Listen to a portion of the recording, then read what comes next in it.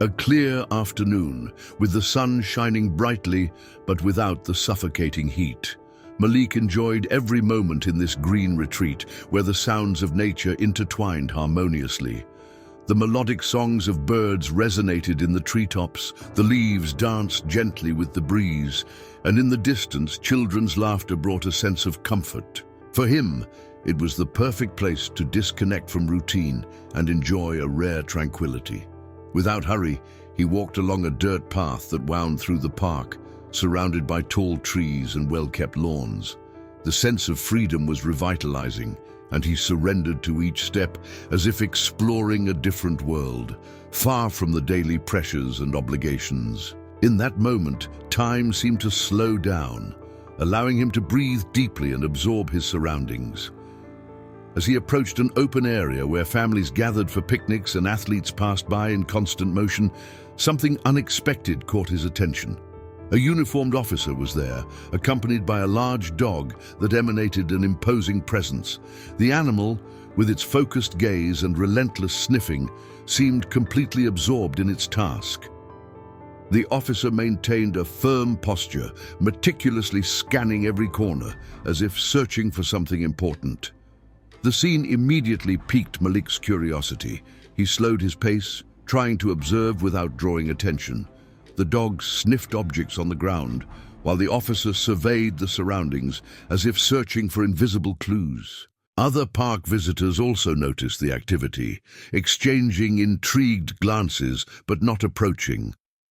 Malik remained still for a moment, sensing a slight tension in the air that contrasted with the calm he had felt moments before. There was something different about this ordinary day, something that turned the familiar park into a setting for a mystery he couldn't ignore. The sight of the officer brought a wave of unease. Malik knew exactly who this man was, an officer whose reputation in the community left no doubts. Stories about his authoritarian stance and discriminatory attitudes frequently circulated, especially among black residents who often felt targeted by his behavior. That perception made Malik hesitate, but something inside him urged him to move forward.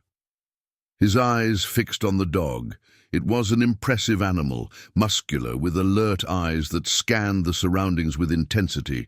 For Malik, however, there was something familiar about its presence. He had grown up surrounded by police dogs thanks to his father's volunteer work. His father, a respected judge, dedicated part of his time to helping train these animals. Malik's experience was deep. He had learned to decipher the subtlest signals from a well-trained dog, interpreting tail movements, posture, and gaze as easily as one reads a favorite book. Not wanting to appear intrusive, Malik took a few quiet steps toward the dog. Each movement was carefully calculated, relaxed posture, hands visible, eyes fixed on the animal. He didn't want to attract the officer's attention, but the simple desire to connect with the dog was stronger than any discomfort caused by the officer's presence. As Malik approached, the dog noticed him. It paused for a moment, lifting its snout to the air before looking directly at him. The animal's reaction was immediate. The rigid posture softened, its tail made a nearly imperceptible movement, but it was clear enough for Malik to recognize it as a positive signal. It was as if the training it had received from his father years ago guided every action in that moment. However, the officer noticed the movement. His eyes narrowed with suspicion as he observed Malik's approach. Still, Malik remained calm. He knew interacting with the dog was safe. He bent slightly, catching the animal's attention with a subtle smile, hoping that this moment would transcend any barriers imposed by the tension around them. The impact of the barking reverberated in Malik like an invisible blow. It was a deafening sound, filled with intent, that seemed to dismantle the serenity he had cultivated up until then. He stopped immediately, his instincts on alert, eyes locked on the dog. The animal's reaction, which had seemed receptive before, was now completely different. Malik couldn't ignore the feeling that it had been deliberate. He took a deep breath, trying to compose himself. His experience with dogs helped him stay calm in tense situations, but that didn't erase the strangeness of the behavior. He knew a police dog wasn't unpredictable, nor did it behave aggressively without reason or command. Every movement of such an animal was meticulously trained and controlled. This made no sense. Still trying to understand what had happened, Malik raised his voice, firm but without aggression, directly asking the officer about what occurred. "Why the command for it to bark?" He knew the answer was there, and his tone was clear. He demanded an explanation. The officer, however, remained unmoved. With a rigid and cold posture, he cast a disdainful glance before responding. "Command?" His voice was loaded with sarcasm. "I didn't give any command. Maybe it just doesn't like guys like you." The phrase hung in the air like a blow, raw and deliberately provocative. Malik's heart tightened. That insinuation was as clear as the sunlight beginning to hide between the trees. He knew that kind of rhetoric, having heard it before, though not so directly. It wasn't the dog that reacted instinctively. It was the officer who turned a simple interaction into an act of intimidation. Malik stayed firm, swallowing the indignation rising in his throat. He knew losing his calm was exactly what the other man expected, so he chose to stay still, observing the officer and the dog with the same precision he had learned as a child. There, in the middle of the park, Malik felt the weight of a choice: step back or confront. And in the silence that followed, he knew it wouldn't be an easy decision. Malik's shout echoed through the park, breaking the silence that had settled after the initial confrontation. People nearby turned around, alarmed, running to see what was happening. The scene was brutal. The dog, its jaws firmly locked onto Malik's leg, as the young man struggled desperately to free himself from the attack. The officer made no immediate move to intervene. His expression remained cold, as if observing something inevitable. The pain was indescribable, a mix of physical agony and humiliation. Malik tried to pull his leg free, but the strength of the animal was relentless. His body trembled, and he could feel the blood running down his leg. The sense of helplessness was overwhelming, but still, a flame of determination remained lit inside him. He wouldn't let this moment define him. A crowd of spectators began to form. Some people yelled at the officer to stop the attack, while others pulled out their phones to record the incident.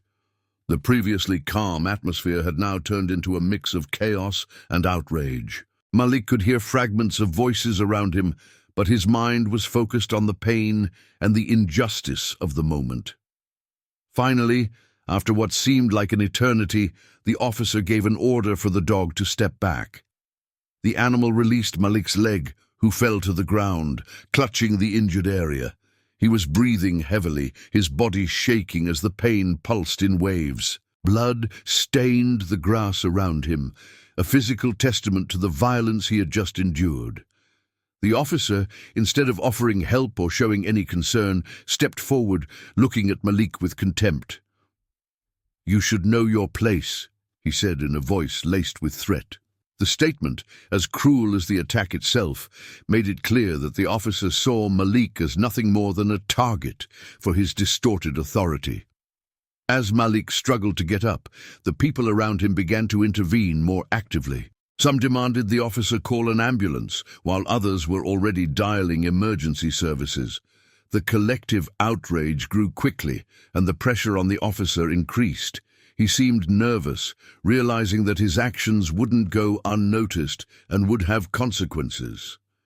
Malik, still in shock, realized that despite the pain, the crowd's attention could be his best chance for justice. He knew that in that moment, he wasn't just fighting for himself, but for all those who had faced something similar. Though wounded, he promised himself he wouldn't let this incident be forgotten. The heavy silence hanging over the scene was broken by growing murmurs among the onlookers. People who had been hesitant at first began to move closer, forming a semicircle around the officer and Malik. The sound of phones recording and the clicks of cameras capturing the moment became increasingly audible. The officer's behavior, now exposed, left no doubt about his intention. He wanted to turn this act of violence into a show of power. Malik, still on the ground, felt the warm blood running down his leg, but the heat rising in his chest was different. It was rage. It was indignation. He lifted his gaze, meeting the officer's eyes with an unexpected firmness. Despite being injured and vulnerable, he didn't allow his pain to translate into submission. There was a message in Malik's eyes that the officer knew he understood. This wouldn't end here. The officer's words echoed in Malik's mind, repeating like a cruel mantra. This is what happens when you challenge a superior. He didn't need to explain what he meant. For Malik, and probably for many of those watching, the intention behind the phrase was as clear as the blood on the grass. The officer used his uniform as a shield to perpetuate prejudice, instill fear, and silence anyone who dared to resist. Finally, a man in the crowd took the first step. He approached Malik slowly, ignoring the officer's cold stares. "Are you okay?" he asked in a voice trembling with concern. It was enough to break the ice among the spectators. Others began to move, demanding the officer call an ambulance. "This is abuse of authority," shouted a woman, holding her phone high. The outrage was palpable, growing like a wave that threatened to engulf the officer. The officer's satisfied smile disappeared when he realized he had lost control of the narrative. He stepped back, uncomfortable with the attention he was receiving. Still, he maintained his arrogant posture. "Step aside," he ordered, but his voice lacked the same weight it had before. He seemed more concerned now about the cameras than about Malik. Meanwhile, Malik, despite his blurry vision from the pain, saw the collective strength around him. People he had never met were there, questioning, demanding, and recording everything. He knew that this could make a difference. It might not erase the trauma or heal the wound on his leg, but it could turn that moment into something bigger than himself.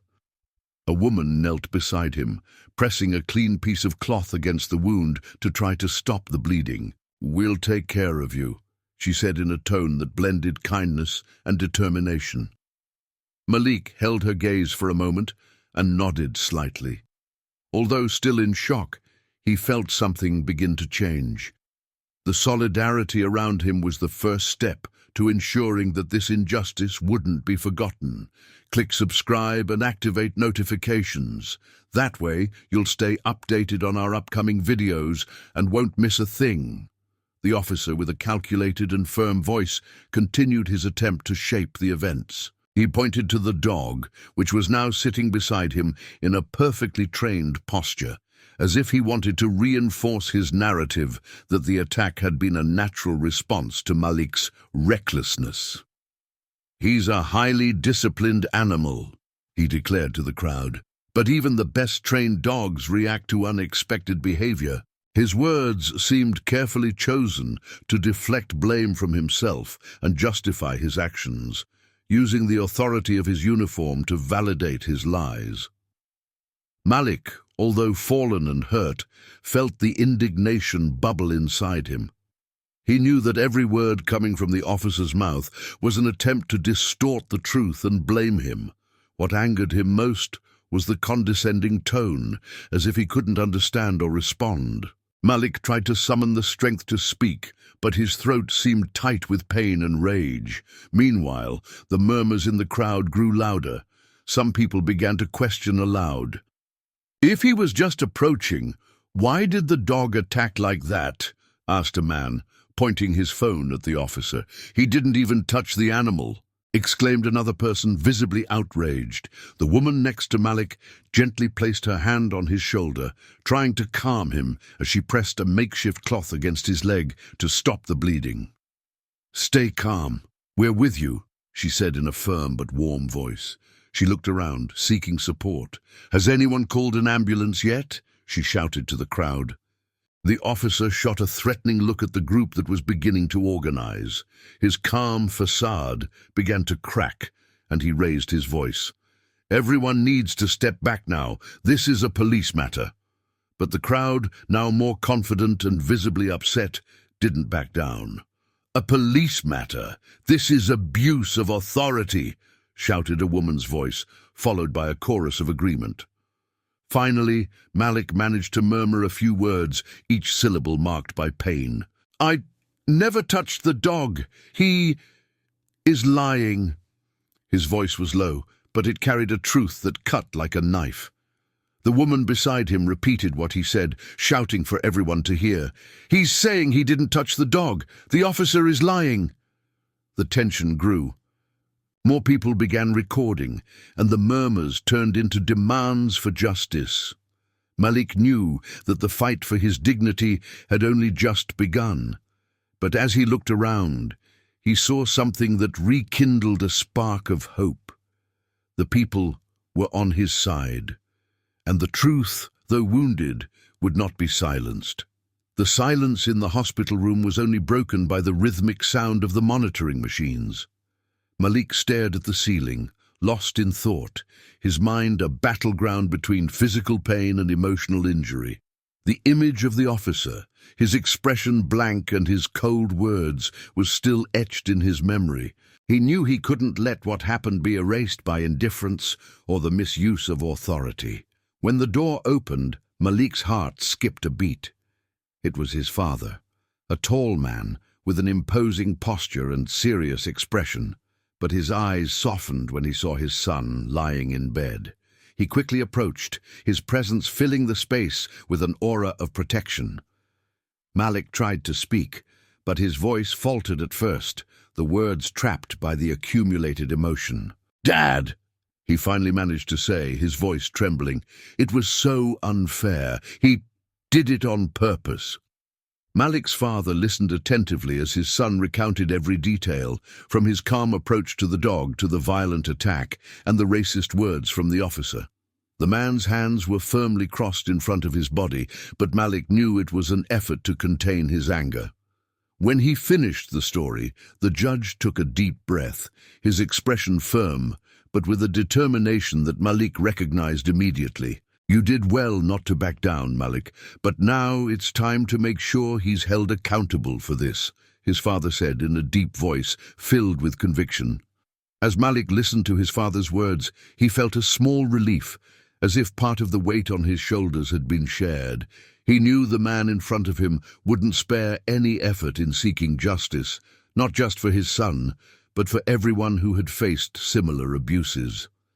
The promise of action brought a new kind of strength to Malik, something that pain couldn't extinguish. Soon after, a lawyer arrived in the room, sent by a close family friend. Malik realized that the incident had already begun circulating on social media, with videos recorded by witnesses gaining attention quickly. Malik's father looked at the lawyer and then at his son. "We're going to use this," he said firmly, pointing to the phone, where a video clearly showed the dog attacking Malik and the officer remaining unmoved. "This won't go unpunished." As the medical team continued their care and the lawyer prepared the case, Malik felt that the injustice he had suffered wouldn't be ignored. He knew there was a long road ahead, but with the support of his family and those who had witnessed the truth, hope began to rise amid the pain. He promised himself that he wouldn't just be a victim, but a voice that would fight to turn that act of brutality into a symbol of resistance and change. The police superior, pressured by the imposing presence of the judge and the unwavering clarity of the evidence, nodded slowly. He promised that the case would be treated with the seriousness it deserved, but the intensity in the judge's gaze made it clear that empty promises would not be accepted. "I want detailed reports on every stage of this investigation," the judge said firmly. "And this must be documented publicly. My family, my community, and I demand transparency." The atmosphere in the room was charged. Malik, observing his father, felt a wave of relief mixed with pride. Even amid the pain, the strength of the man in front of him was a source of comfort. His father wasn't just fighting for him, he was fighting for something bigger, for justice, for the dignity that had been tried to be taken from him that day. The police superior left the room quickly, promising to take action. However, the judge didn't seem to relax. He turned to Malik and gently placed a hand on his shoulder again. "We will record every detail. We will find every witness, every video. This won't end here. You're not alone." The woman who had helped Malik earlier re-entered the room, holding a tablet with the videos she had recorded and gathered from others present in the park. "I thought this might be useful," she said, offering the device to the judge. He thanked her with a slight nod and began watching the videos, mentally noting details that would strengthen the case. As the hours passed, Malik began to feel that he wasn't just a victim. He was part of something bigger, a fight for change in a system that had long allowed injustices like this to happen. He knew the road would be long, but with the support of his father and the community by his side, he was determined to turn his pain into a catalyst for justice. In the following days, the incident gained national attention.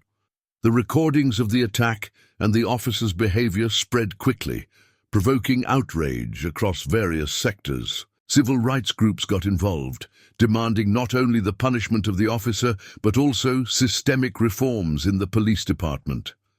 As the legal battle developed, Malik, though still physically and emotionally marked, found strength in his story. He began speaking about his experience, sharing his journey with others who had faced similar situations. His father remained by his side, using every connection and resource to ensure the case wasn't buried. Thus, what started as a peaceful afternoon in the park transformed into a movement for change. Malik knew his fight was part of something bigger, and even in the face of pain, he decided he would never give up. His voice, once stifled by fear and injustice, now resonated with strength, inspiring others to fight for justice and equality as well.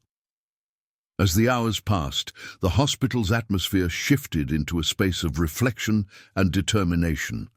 Malik, still immobilized by the pain, watched his tireless father. Every call was filled with purpose. Specialized lawyers, community leaders, civil rights organizations all began to mobilize. For the judge, this wasn't just a personal case. It was an opportunity to expose a system that had long allowed abuses of power and prejudice to thrive.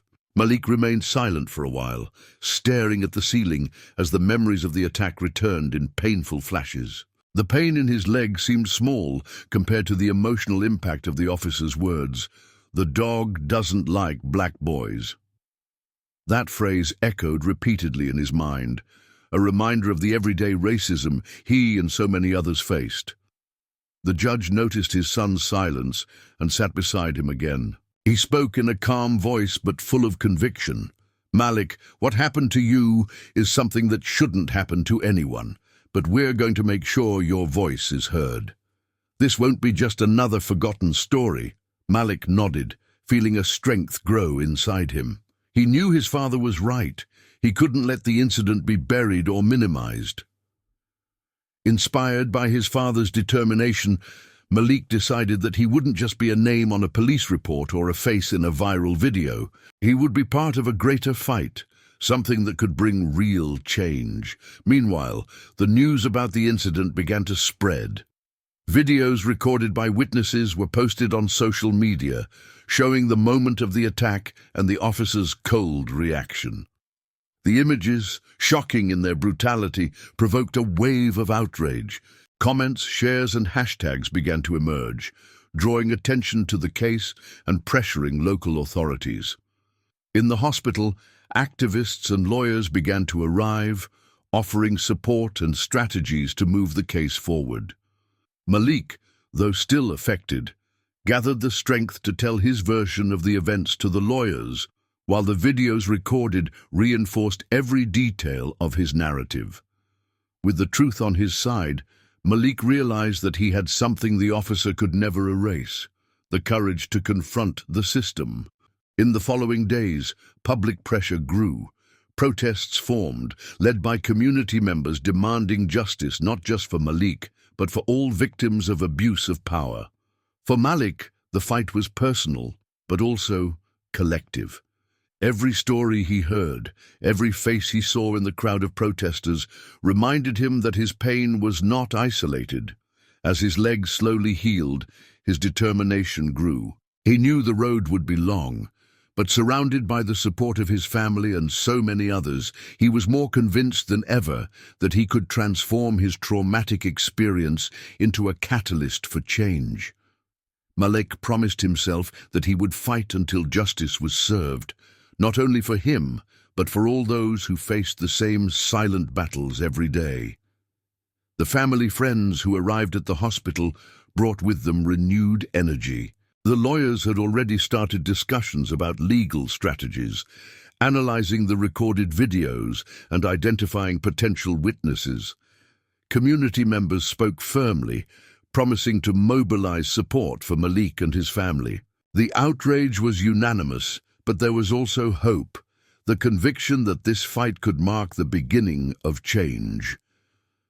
When Malik was finally discharged, his exit from the hospital was slow. Each movement was accompanied by the pulsing pain in his leg, but he kept his focus on the determination that grew with each step. The judge, always by his side, was not only helping him physically, but also serving as an emotional pillar. His constant presence reminded Malik that he would not face this battle alone. The walk to the car was marked by silence. The judge held Malik firmly, making sure he didn't put unnecessary pressure on the injured leg. The calm pace was accompanied by encouraging glances from the friends who witnessed the scene. Finally, as he settled into the back seat, Malik let out a deep sigh, a mixture of relief and exhaustion. In the car, as the engine purred softly, Malik watched the streets pass by the window, lost in thought. He mentally reviewed the events of the day. The feeling of freedom in the park, the racist comment from the officer, the dog's attack, and the solidarity from strangers. Each memory carried a mix of pain and strength. Though he was injured, physically and emotionally, he knew that the support he had received wasn't in vain. His father at the wheel was also lost in thought. His rigid posture and fixed gaze on the road reflected his determination. For him, the incident was proof that justice, even within a flawed system, had to be pursued with conviction. He thought about the next steps, gathering evidence, finding more witnesses, pressuring authorities to ensure the officer was held accountable. When they arrived home, Malik was warmly greeted by family members and neighbors, anxiously waiting for news. The atmosphere was welcoming, but carried a sense of urgency. The living room had transformed into a planning hub, with legal strategy maps and phones ringing constantly. Malik, though still fragile, felt a wave of gratitude as he saw so many people united for a greater cause. At the end of the day, as he settled into his bed with his leg elevated, Malik felt that the fight had only just begun. He knew the road would be long, and justice wouldn't be easy to achieve, but with the support of his family and community, he was ready to face the challenges. The incident wouldn't be forgotten, and Malik was determined to use his experience to create real change. When they arrived home, Malik was greeted with a wave of emotions. His family stood at the door, their faces marked by concern, but also relief at seeing him again. Strong hugs enveloped him, bringing warmth and comfort that he didn't know how much he needed. For a moment, he allowed himself to close his eyes and simply feel the security of his loved one's presence. Despite the trauma still fresh, that moment reminded him that he had an unshakable support system in his family. They soon took him to the sofa, where his injured leg was carefully supported by a set of cushions. He was exhausted, both physically and emotionally, but he felt grateful to be home. The living room seemed different now. The familiar furniture, the paintings on the wall, and the aroma of fresh coffee offered a comfort that contrasted with the coldness and hostility of the hospital. As he watched his family move around him, bringing water, blankets, and words of encouragement, Malik began to process what had happened with more clarity. Every detail of the attack was etched in his mind, like an indelible scar. He could feel the tension in the air, hear the dogs barking, and remember the officer's cold expression. Yet, what hurt the most were the words filled with hate that had been thrown at him, almost as sharp as the dog's teeth. "The dog doesn't like black boys." That phrase resonated in his mind, not only as a personal attack, but as a reminder of the discrimination so many people face daily. But as Malik replayed the events in his mind, something began to change. The indignation that consumed him began to transform into a determination he had never felt before. He knew what had happened to him was unjust, but he also realized that maybe, just maybe, he could use his voice to challenge the system that allowed things like this to continue happening. While Malik rested on the sofa, his father remained tireless. The judge's posture was one of pure determination. He began making calls to civil rights organizations, lawyers, and community activists, explaining what had happened and asking for support. He knew that Malik's case wasn't just about justice for his son, but a symbol of something much bigger, the fight against abuse of power and systemic racism. A few days later, the judge called a community meeting at a local center. It was an opportunity for Malik to share his story and for the community to discuss ways to take action. At first, Malik hesitated. He still felt vulnerable, and reliving the attack in public seemed almost impossible. However, with the encouragement of his family, he found the courage to speak. On the night of the meeting, the room was full. There were familiar faces, neighbors who had known him since childhood, and also many strangers, people drawn by the outrage and hope for change. When Malik stepped up to the makeshift stage, leaning on crutches, the room fell silent. He took a deep breath, feeling the weight of the moment. With a trembling voice at first, Malik began to tell his story. He described the tranquility he felt before the incident, the confrontation with the officer, the dog's attack, and the racist words that deeply marked him. As he spoke, his voice gained strength. He looked at the crowd, meeting the eyes of people who had also suffered in similar ways, and felt an invisible bond of solidarity. Malik's courage in sharing his experience became a catalyst. People began to stand up, sharing their own stories of discrimination and abuse of power. The room transformed into a space of empathy and collective determination. From that night, a movement began to take shape. Action groups were organized, protests were planned, and letters were written to local authorities demanding changes in the police department. As days turned into weeks, Malik began to regain his physical strength. Physical therapy was painful, but he faced each session with the same determination he had shown in sharing his story. The community around him also strengthened him. He received messages of support, visits from friends, and even letters from people in other cities who had heard his story and wanted to express solidarity. From a legal standpoint, Malik's father was building a strong case against the officer and the police department. The videos of the incident, recorded by witnesses, were irrefutable evidence of abuse of power. The lawyers were confident that they could not only seek justice for Malik, but also push for structural reforms in police training and oversight. Meanwhile, Malik's story gained relevance in local and national media. Journalists reached out for interviews, and he began to realize the impact his experience was having. Although he was grateful for the attention, Malik knew the focus shouldn't be solely on him.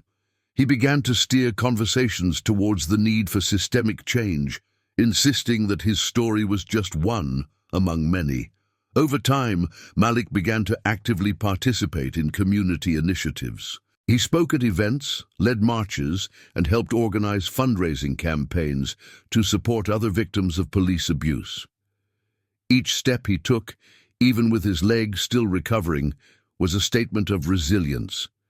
He also found strength in therapy, where he began to work through the trauma of the attack. The therapist helped him understand that although what he had suffered was horrible, his ability to resist and fight for justice was a testament to his inner strength.